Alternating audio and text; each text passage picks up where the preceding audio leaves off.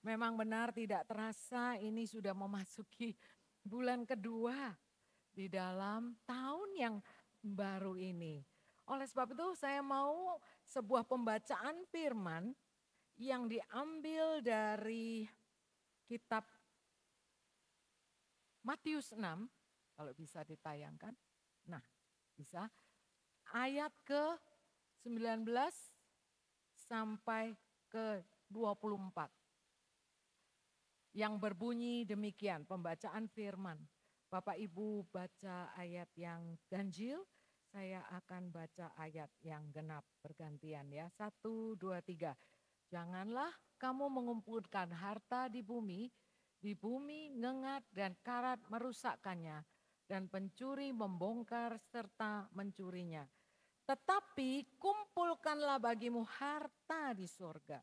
Di sorga ngengat dan karat tidak merusakkannya, dan pencuri tidak membongkar serta mencurinya. 21, karena di mana hartamu berada, di situ juga hatimu berada. 22, mata adalah pelita tubuh. Jika matamu baik, teranglah seluruh tubuhmu. 23, jika matamu jahat, gelaplah seluruh tubuhmu. Jadi jika terang yang ada padamu gelap, betapa gelapnya kegelapan itu. Tak seorang pun dapat mengabdi kepada dua tuan. Karena jika demikian ia akan membenci yang seorang dan mengasihi yang lain. Atau ia akan setia kepada yang seorang dan tidak mengindahkan yang lain.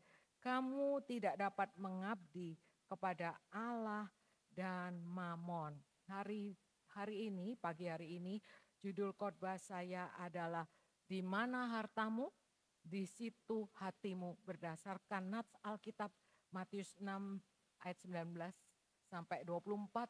Yang di atasnya ada judul sebetulnya dalam Alkitab, hal mengumpulkan harta. Ya, saya berbicara tentang keuangan dan bahkan bukan minggu ini, minggu-minggu ke depan juga kita berbicara bagaimana cara pandang Tuhan, bagaimana Tuhan mau kita memakai uang kita. Bagaimana Tuhan mau kita diberkati supaya kita mengalami kemerdekaan di dalam mempercayai keuangan pada Tuhan. Ternyata memang Tuhan Yesus mengajar lebih banyak tentang topik keuangan daripada topik-topik lain. Masa sih?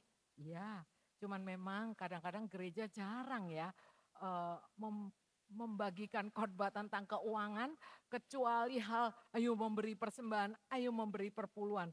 Oleh sebab itu hari ini melalui ayat yang tadi bacakan, paling tidak ada beberapa poin, ada beberapa inti yang Tuhan mau sampaikan yang bisa menjadi berkat bagi Bapak Ibu sekalian. Amin.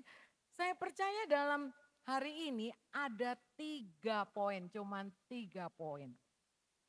Melalui ayat yang kita baca, Tuhan dari awal itu sudah bilang ayat 19, jangan kumpulin harta di bumi. Jangan kumpulin harta di bumi. Berarti memang akan ada harta. Tapi nyimpennya jangan di rekening yang salah. Tuhan itu poin yang pertama adalah Tuhan yang memberi.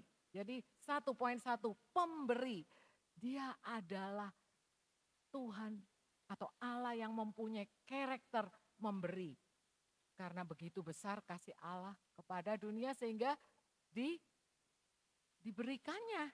Tuhan tuh memberi dalam hal keuangan, dalam hal berkat.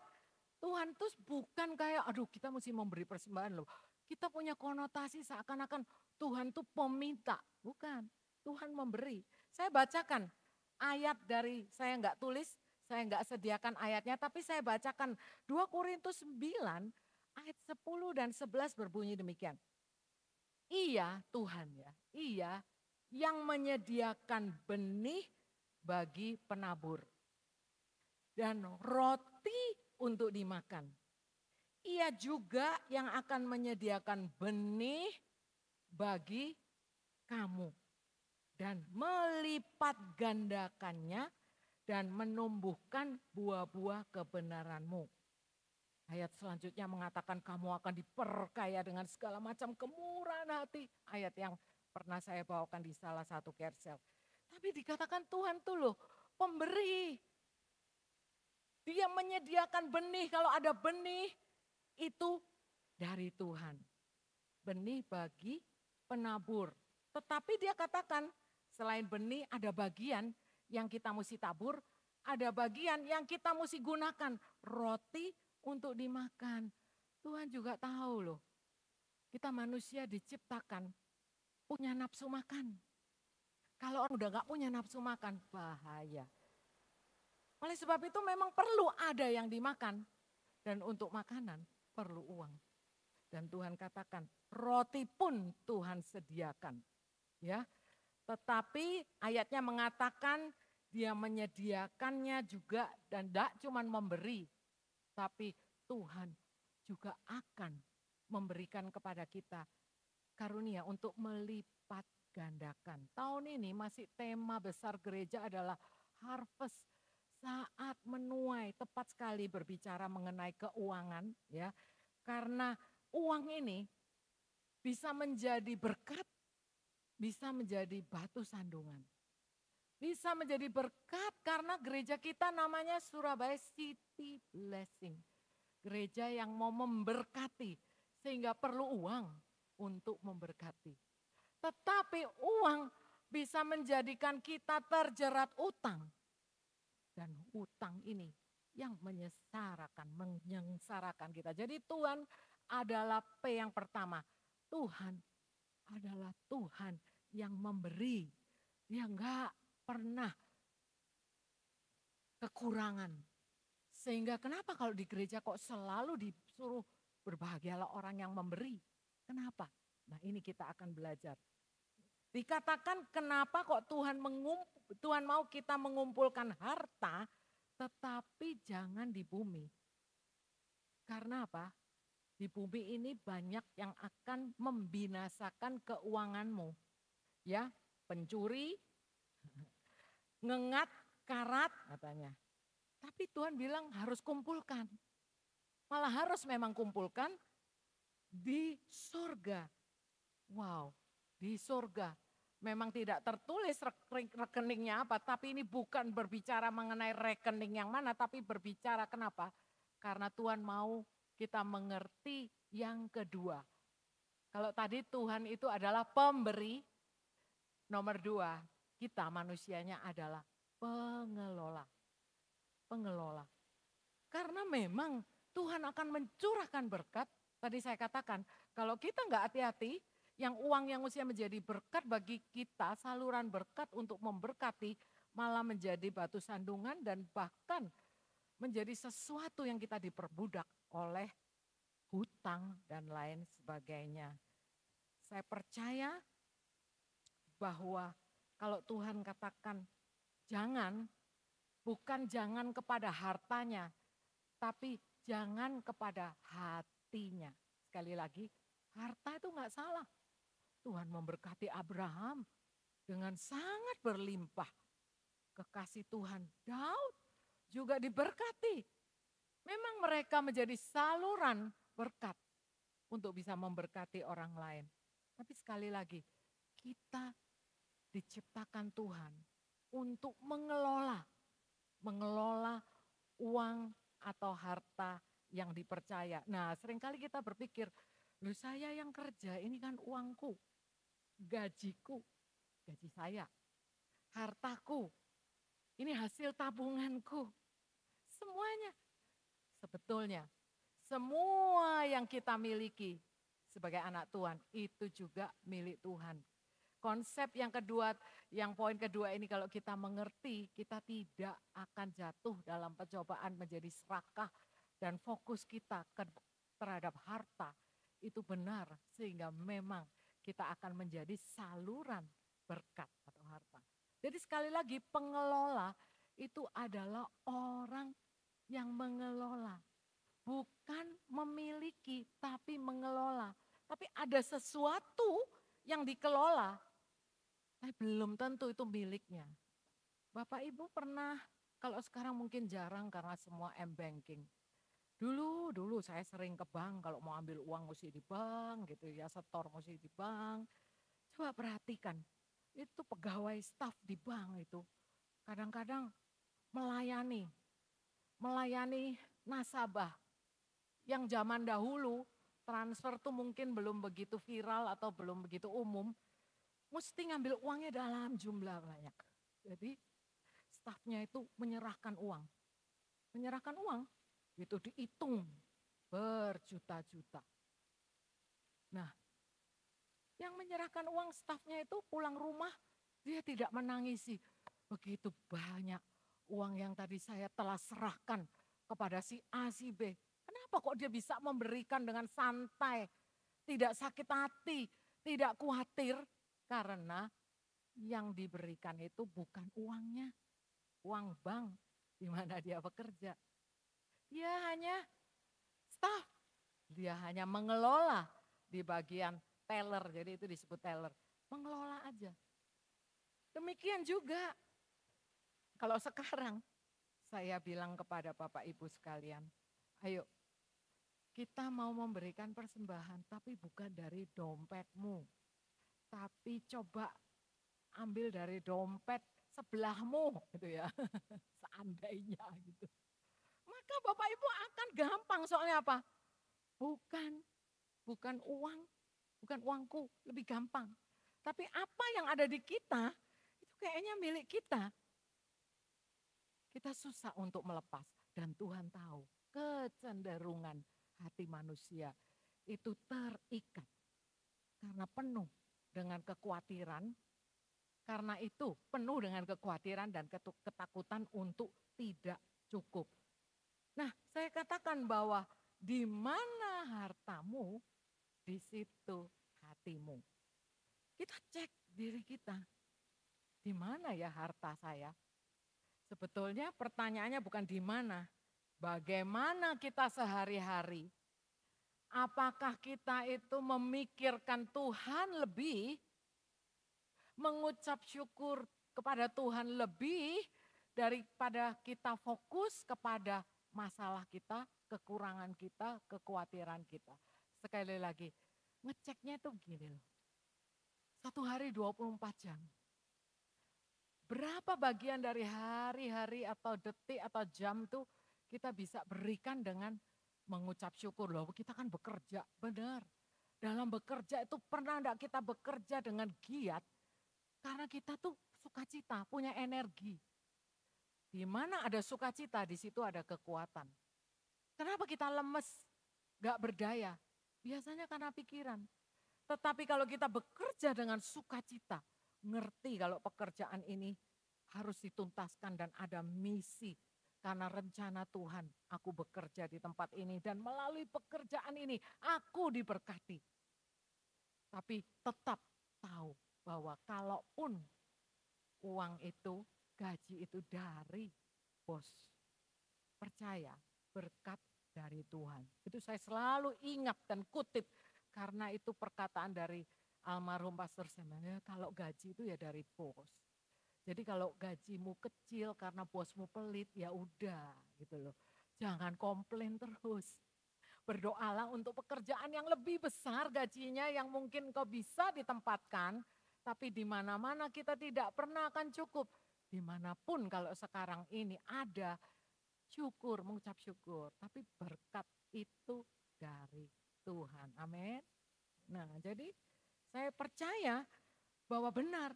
Karena di mana hartamu berada, di situ juga hatimu. Kita ngomong kalau harta yang terpenting di dalam hidup ini adalah Tuhan. Maka kita akan memprioritaskan Tuhan. Kita akan mikirin Tuhan.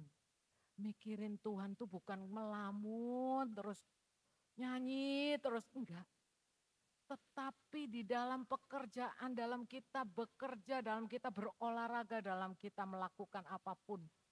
Itu ada sukacita karena selalu ada firman Tuhan yang kita ingat, yang akan kembali diingatkan dan Tuhan berbicara. Pernah Tuhan berbicara kepada Bapak Ibu waktu Bapak Ibu sedang bersih-bersih, sedang masak, pernah? Mungkin nyapu gitu ya, saya pernah loh lagi nyapu gitu ya. Kalau habis nyapu besok kotor lagi. Jadi saya pernah berpikir waktu nyapu, besok ya kotor lagi. Tapi kenapa saya sapu? Ya supaya bersih. Firman Tuhan langsung keluar. Makanya kita juga perlu dibersihkan, dimandikan dengan firman Tuhan. Sudah dengar kemarin, sudah. Tapi kenapa? Ya supaya tetap bersih. Kita udah dikuduskan. Tetapi kenapa tetap harus membaca, melakukan, merenungkan firman? Supaya tetap kudus. Karena kita ini orang kudus. Tapi kita menjadi orang kudus bukan melakukan pekerjaan atau menjadi tidak berbuat dosa. Status udah dibuat menjadi orang kudus. Tapi bukan berarti kita bisa nggak berbuat dosa. Bisa loh, bisa. Pikiran, mata, memandang hal. Ini dikatakan ayat selanjutnya. Karena di mana hartamu berada, di situ juga hatimu berada. Setelah itu dikatakan, mata adalah pelita tubuh. Jika matamu baik, teranglah seluruh tubuhmu. Jika matamu jahat, gelaplah seluruh tubuhmu. Apa hubungannya keuangan dengan mata? Tapi saya percaya, mata ini dari mata turun ke hati. Apa yang kita lihat ini, terutama yang berhubungan dengan harta, uang, itu mempengaruhi hati. Kalau ini ada kutipan yang menarik, saya suka nih kutipan ini. Ini saya copy tapi saya nggak tahu dari mana. 2 hal yang membuat jantung berpacu cepat. Ada yang tahu kali ya. 1, jatuh cinta, deg-degan. Berjuta rasa deg-degan. Tapi 1 hal lagi yang membuat jantung berpacu cepat. Yaitu katanya jatuh tempo. Wah ini waktunya bayar listrik, kontrak, air katanya. Terus aduh ini dia jatuh tempo, hutang, ya kredit card dan sebagainya. Kenapa berpacu cepat? Karena mungkin 1 hal yang kita sulit untuk lakukan, yaitu membayar tepat sebelum jatuh tempo. Ya toh kalau kita punya tagihan internet di rumah, telat 4 hari dicabut internetnya. Tagihan air nggak dijawab, kalau nggak dibayar 1 bulan kalau nggak salah air dan listrik bisa dicabut. Oleh sebab itu Tuhan itu mau kita menjadi pengelola yang baik. Uang dan berkat yang Tuhan berikan, itu dikatakan Tuhan itu pemberi. Kalau punya benih, dimultiplikasi supaya berbuah, ditabung. Tapi ada bagian yang untuk dimakan. Saya melihat ada orang-orang yang begitu pelit. Pelit itu tidak sama dengan irit. Serupa tapi enggak sama. Tuhan mau kita irit ya, tapi bukan pelit. Jangan menyangka bahwa kalau orang yang khotbah ini cocoknya untuk orang yang punya banyak harta. Kalau enggak punya harta, ayat ini enggak penting. Enggak. Justru karena kita belum punya, ini ayat penting. Karena apa? Di dalam Kristus kita menerima berkatnya Tuhan. Kita akan menerima harta yang Tuhan akan serahkan kepada kita sebagai anak Tuhan. Tapi loh kenyataannya hidup saya susah. Hidup saya pas-pasan. Sehingga untuk yang tadi katakan jangan mengumpulkan harta di bumi tapi ngumpulin di sorga. Itu konotasinya berarti kita harus memberi, itu sulit. Nah, saya bilang, kita perlu hidup tuh hemat. Hemat itu irit, ya, dengan bijaksana, tapi bukan pelit. Bukankah ada ayat yang berkata ada orang menyebar harta tapi enggak kekurangan. Ada orang yang benar ngumpulin terus tapi tetap kekurangan. Menurut saya penting menjadi hemat, tidak menghamburkan di tempat yang tidak berguna. Makanya mata ini sumber segala kejatuhan. Karena seringkali bukankah kita melihat kita kepengen, padahal sudah punya, ya. Tapi kepengen Sehingga kita membeli dan waktu sudah membeli kita menyesal. Gitu. Oleh sebab itu Tuhan katakan bahwa satu, Tuhan pemberi, dua, Tuhan bilang kita pengelola. Jadi jika terang yang ada padamu gelap, betapa gelapnya kegelapan itu. Ayat 24. Tak seorang pun dapat mengabdi kepada dua tuan.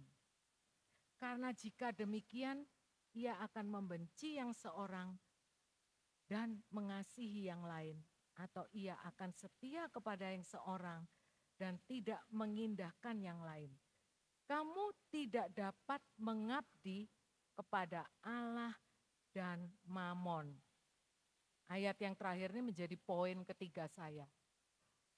Persembahan kita adalah ekspresi dari hidup kita atau penyembahan kita yang sesungguhnya. Sekali lagi saya ulang. Persembahan kita, ya persembahan, keuangan kita. Memang kita bisa memperkatakan bahwa yang kita berikan itu seluruh hidupku. Gak cuman uang. Tapi kalau Tuhan minta waktu, Tuhan minta apapun saya berikan, puji Tuhan. Tapi hal terkecil yang bisa membuktikan kita hidup percaya dan beriman kepada Tuhan, itu adalah keuangan yang kita berikan kepada Tuhan melalui persembahan dan perpuluhan. Oleh sebab itu nanti Bapak Ibu terima amplop persembahan atau perpuluhan. Itu topik lain kali tentang apa itu persembahan dan perpuluhan. Tapi saya mau katakan, firman Tuhan katakan kita itu enggak bisa mengabdi kepada dua tuan. Dan di sini ada dua tuan atau Allah, ya. Satu Allah, satu ilah sebetulnya. Mamon itu adalah ilah yang berbicara mengenai uang. Ada pepatah mengatakan uang itu adalah budak yang baik tapi bos atau tuan yang jahat. Kalau kita diperbudak oleh uang, berarti bos kita itu ya kita diperbudak. Tapi kalau kita bisa memakai uang, jadi ini yang Tuhan rindukan, kita tuh merdeka. Bebas bisa menggunakan uang, bukan untuk berfoya-foya, bukan harta untuk memperkaya diri, tetapi justru untuk memberkati pelayanan dan orang lain. Tuhan katakan nggak bisa loh. Karena kenapa kok firman Tuhan ini sudah tulis? Karena ada kecenderungan sekali lagi kita mengabdi atau menyembah, bahasa lainnya mengabdi itu menyembah kepada kalau enggak Tuhan, ya Mamon. Oh begitu jelasnya ini cuma ada dua pilihan. Apakah engkau menyembah Tuhan atau engkau menyembah uang. Nah menyembah uang kalau ilahnya adalah Mamon bisa dicek di hatinya. Karena kalau kita selalu khawatir, selalu takut, uang tidak ada. Berarti ilah kita tuh masih di Mamon loh sebetulnya. Kalau dikatakan loh saya memang nggak punya uang makanya saya khawatir. Bapak Ibu sekalian, orang yang kaya sekalipun yang tabungannya banyak, itu belum tentu bisa bebas merdeka dari kekhawatiran. Karena apa? Sekali mereka diperbudak, ada pertama kerinduan untuk lebih lagi, kurang, cukup, kurang. Menjadi serakah, kalau ini ada maka lebih baik. Tidak bisa untuk menghidupi firman Tuhan yang memberi itu nggak bisa. Saya selalu teringat dengan apa kata almarhum Pastor Sam bahwa orang kaya itu bukan dilihat berapa uang di dompetnya, tetapi berapa banyak yang dia berikan. Wow, saya belajar dari suami saya dan saya belajar memang dari sebelumnya saya sudah belajar dari orang tua saya yang selalu memberi, tidak pelit, punya belas kasihan kepada orang yang enggak mampu, ya. Terlalu pelit kalau kita tidak bisa membantu orang yang kekurangan. Tapi mengelola keuangan dengan baik juga berarti bijaksana dengan kita rajin bekerja, firman Tuhan katakan enggak kerja, enggak makan. Itu firman Tuhan katakan. Ya, Tuhan adalah Tuhan yang memberi kemampuan kita untuk menghasilkan kekayaan. Jadi Tuhan itu tidak langsung transfer uang, maksudnya tiba-tiba tabungan itu langsung berbunga-bunga. Tidak ada, kita berdoa terus langsung rekening itu besar, kita kaya tanpa kita melakukan sesuatu melalui tangan atau melalui mulut. Kan pembicara, motivator, ya, konten kreator, apapun tuh menghasilkan uang, bisnis, memasak, ya, menari, apapun yang kau lakukan, olahraga, itu bisa menghasilkan uang. Ya kan? Semuanya karena Tuhan memberikan kemampuan kepada umatnya untuk menghasilkan. Jadi kalau ada yang berdoa gitu, Tuhan berkati, Tuhan tuh sanggup untuk membuat uang. Ya, tiba-tiba pikiran Bapak Ibu sekalian ada uang nanti dicetak. Tuhan tuh sanggup loh untuk mencetak uang. Untuk bank kita, untuk bangsa dan negara Indonesia seandainya dalam krisis. Terus doanya Tuhan akan membuat negara ini kaya kembali. Kalau kaya kembali negara ini, Tuhan pakai melalui pertanian, melalui hasil tambang yang dinikmati, melalui hasil UMKM. Rakyatnya menghasilkan barang-barang yang kreatif diekspor, itu dia. Bisa enggak Tuhan tiba-tiba mencetak uang rupiah supaya negara kita kaya? Bisa. Tidak ada yang mustahil. Tetapi Tuhan itu juga Tuhan yang adil. Karena apa? Uang itu kalau dicetak banyak ya, rupiah semua baru, terus tahu-tahu di bank itu ada uang baru. Terjadilah yang namanya apa? Saya bukan ahli ekonomi. Uang tidak ada lagi harganya. Terlalu banyak uang yang akhirnya tidak berharga. Bapak Ibu sekalian, apa yang membedakan ini adalah kertas untuk menaruh persembahan. Terus di dalamnya seandainya ada uang, apa yang membedakan uangnya dengan amplopnya? Sama-sama kertas loh itu. Iya kan? Kalau ini diinjak-injak, habis itu diambil dibuang sampah. Tapi kalau ada uang 100.000, ada di sini dan terinjak, tidak akan kita buang. Karena uang itu ada nilainya. Tapi sama kertasnya. Bahkan saya bisa mengambil di belakang masih ada kertas yang bentuknya sama dengan uang 100.000. Malahan lebih bersinar, lebih besar gitu. Tapi nggak bisa dipakai untuk apa-apa. Jadi memang uang itu penting. Dan Tuhan tahu, makanya Tuhan meyakinkan kita, jadilah pengelola yang baik. Jauhkan dirimu dari sikap hati untuk terikat kepada uang itu sendiri. Nah, hari ini firman Tuhan sengaja berbicara mengenai keuangan karena disinilah poin yang ketiga, persembahan keuangan kita. Itu salah satu, tapi yang terutama membuktikan bagaimana engkau mempercayai Tuhan. Tuhan bilang kalau mempercayai uang itu masih hal kecil. Kalau dalam hal kecil ini enggak bisa, susah untuk percaya pada hal-hal yang lebih besar. Tapi sekali lagi, Tuhan pencipta langit dan bumi. Kita memberi bukan karena dia miskin dan minta-minta. Tapi kita memberi karena kita mau menjaga hati dengan segala kewaspadaan. Supaya kita tidak terperangkap di dalam keserakahan dan pelit. Karena apa? Tuhan mau melalui engkau. Harta itu tersalur. Berkat itu tersalur. Saya selalu lagi ingat satu quote lagi dari Pastor Sam. Hidup ini Tuhan katakan, ini di Mazmur juga. Daud berkata demikian. Daud berkata demikian. Dahulu aku muda, sekarang telah menjadi tua. Tetapi tidak pernah kulihat orang benar ditinggalkan. Atau anak cucunya meminta roti. Ini Daud.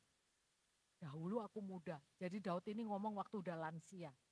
Tapi tidak pernah dia lihat orang benar. Yang tidak pernah lihat orang benar ditinggalkan. Atau anak cucunya, wow, ngomong soal harta. Kita mesti punya harta, untuk hidup perlu uang. Bahkan dikatakan anak cucunya tidak akan meminta-minta, berarti tidak kekurangan. Ya, saya percaya ada yang namanya kopi pas ya, dulu ada zaman dulu. Kenapa pas? Karena pas antara rasanya, gulanya, kremnya itu kopi. Tapi Pastor Sam selalu bilang, di dalam Tuhan orang yang sudah dibenarkan tuh diberkati. Diberkati sehingga kita ini cukup pas butuh, ini Pastor Sam, pas butuh untuk bayar uang sekolah, ada. Pas butuh bayar tagihan, enggak telat. Pas butuh untuk memberi, sebentar lagi, minggu depan. Itu waktunya memberi angpau dan menerima angpau. Jadi siap-siap memberi dan menerima. By the way, tadi ada salah. Kalau kebaktian tadi itu tulisannya 11 Januari. Maaf, salah. Maksudnya kebaktian gabungan tuh 11 Februari, minggu depan, bukan 11 Januari. Udah lewat gitu ya. Jadi saya katakan, kita itu jangan takut. Tapi jangan takut kekurangan. Tapi jadilah orang yang mengerti bahwa dia adalah Allah pemberi. Dia pencipta langit dan bumi, dia kaya. Dia yang akan memberkati kita dengan segala kekayaan dan kemuliaan. 2, kelola yuk dengan baik keuangan kita. 3, yuk kita melalui ayat ini membuktikan bahwa kita itu memang hatinya itu tidak terpaut kepada ilah mamon. Kita bukan budaknya uang, tapi kita ini adalah anak Tuhan yang diperkaya, yang dipercaya. Sehingga waktunya memberi, kita memberi dengan sukacita, dengan rela hati. Karena apa?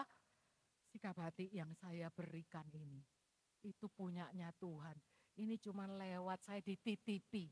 Nah kalau dengan gitu, kita akan memberi dan tidak lagi takut kekurangan. Nanti minggu depan dijelaskan, tapi sampai saat ini saya percaya firman Tuhan berbicara demikian supaya kita memberi persembahan ataupun minggu ini minggu pertama mau memberi perpuluhan, amplopnya sudah ada. Itu kita tahu kenapa. Nanti minggu-minggu selanjutnya saya akan berikan kesaksian dari jemaat sendiri yang telah memberikan persembahan dan perpuluhan dan hidupnya sungguh membuktikan bahwa Tuhan tidak pernah meninggalkan apalagi menelantarkan. Sungguh dia Jehovah Jireh, Allah yang menyediakan segala kebutuhan kita. Amin. Dan kita anaknya raja. Tapi biarlah hati kita sekarang mengerti untuk tahu bahwa kita pengelola bukan pemilik. Kita bersyukur melalui persembahan kita untuk bukti, untuk menjaga hati supaya tidak terjadi keserakahan tapi tetap di jalan yang benar. Amin. Mari kita berdoa. Saya undang untuk para musisi maju ke depan. Nanti kita akan nyanyikan satu-satunya yang kuandalkan karena sesungguhnya hanya dia yang kita andalkan, benar? Secara tubuh, secara kekuatan, mungkin kita nggak kuat, nggak punya dompet, nggak banyak uangnya, rekening pas-pasan. Tetapi tetap mengandalkan Tuhan, tetap percaya, bukan melihat dulu. Tapi kalau kita percaya kita akan melihat. Terbalik, orang-orang tuh seringnya terbalik. Saya mau melihat dulu ada baru saya mau beri. Enggak. Tapi kalau satu-satunya yang hidup di sini adalah Tuhan. Kita bisa nyanyi katanya tadi, suka-sukanya Tuhan. Ya Tuhan mau kita memilih dia bukan mamon. Tuhan mau kita memberi. Tuhan mau kita mengumpulkan harta. Tapi juga kita mengumpulkan harta di sorga. Ya melalui pemberian di rumah Tuhan. Tuhan juga mau kita mengelola uang dengan baik. Ada bagian yang kita perlu makan. Jadi kalau yang sampai tidak bisa memberi makan kepada keluarga, mesti berdoa. Engkau mesti mengelola. Keluarga perlu dicukupi karena itu kehendak Tuhan. Bukankah Tuhan berkata bahwa aku datang ke dunia ini untuk membuat engkau berkat, ya, hidupmu akan diberi berkat, diberi kelimpahan. Haleluya. Terima kasih Tuhan. Kami mau memberikan persembahan kami. Kami menyiapkan persembahan kami dan kami mau mendengar dan mentaati apa yang engkau katakan. Seperti lagu yang tadi kami nyanyikan, suka-sukamu Tuhan. Seringkali kami tidak mempraktekkan, tapi hari ini kami praktekkan. Apa yang menjadi kesukaanmu, itu yang kami lakukan. Apa yang Tuhan taruh di hati, itu yang kami berikan. Dan kami memberi, karena kami tahu, itulah kehendak Tuhan. Dan engkau tidak pernah meninggalkan orang benar, sesuai firman Tuhan. Engkau Allah yang dahsyat, engkau perkasa, engkau yang akan mencukupi, bukan mencukupi, tapi juga memberkati berlimpah setiap jemaat yang ada di tempat ini. Terimalah persembahan ini Tuhan, kami mau memberi dengan sukacita di dalam nama Tuhan Yesus Kristus. Saya persilakan Bapak Ibu yang sudah tahu berapa yang mau diberikan, berikan persembahan persepuluhanmu, berikan dengan segenap hati di kantung atau di kotak yang sudah tersedia. Kita akan nyanyikan satu-satunya yang kuandalkan. Silakan saya berikan. Kita bangkit berdiri. Satu-satunya yang kuandalkan, satu-satunya yang percaya, Engkau sumber kekuatan, sumber pengharapan, sumber kedamaian. Satu-satunya yang kuandalkan, satu-satunya yang percaya, Engkau Tuhan memberkati, Tuhan penyembuhku, Tuhan pemulihku. Apakah ada bait pertamanya? Ada. Kita nyanyikan dari depan ya. Engkau Tuhan yang setia, waktumu selalu yang terbaik. Engkau Tuhan sandaranku, Engkau Tuhan sandaranku, dan ku hanya kan berharap padamu. serahkanlah segala kekhawatiranmu, andalkan Dia. Satunya yang ku andalkan, satu-satunya yang ku percaya, Engkau sumber kekuatan, sumber pengharapan, sumber kedamaian. Satu-satunya yang ku andalkan, satu-satunya yang ku percaya, Engkau Tuhan memberkati, Tuhan penyembuhku, Tuhan pemulihku. Mari kita angkat kedua tangan kita. Bapa Surgawi, hamba-Mu memberkati akan jemaat-Mu. Karena kami tahu Engkaulah sumber segala sesuatu, sumber kekuatan, sumber damai sejahtera, dan bahkan Engkaulah sumber keuangan dan berkat kami. Sesuai dengan firman Tuhan, maka diberkatilah Engkau. Diberkatilah Engkau waktu masuk, diberkatilah Engkau waktu keluar. Tuhan bersinar melalui Engkau. Jadilah terang di dunia ini, jadilah garam di dunia ini.